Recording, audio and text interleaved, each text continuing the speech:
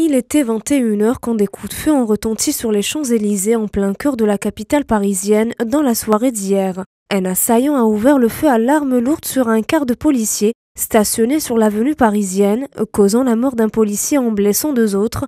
Une touriste a par ailleurs légèrement été blessée. Pour les personnes qui étaient de passage, c'est un véritable choc.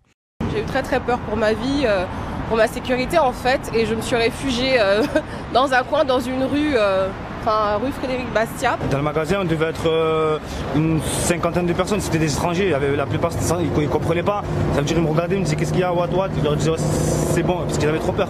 Le président François Hollande parle alors d'un attentat terroriste. Nous sommes convaincus que les pistes qui peuvent conduire à l'enquête et qui devront révéler toute la vérité sont d'ordre terroriste.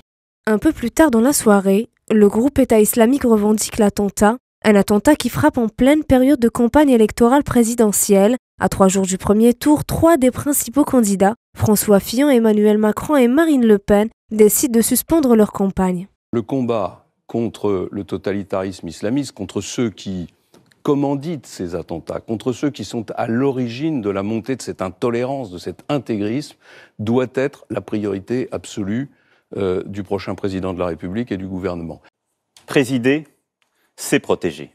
Et c'est la première mission du président de la République en tant que chef des armées, de protéger les concitoyens. Et donc, à l'extérieur de nos frontières, pour lutter partout contre le terrorisme islamiste, à l'intérieur de nos frontières, en renforçant les moyens de sécurité, de renseignement.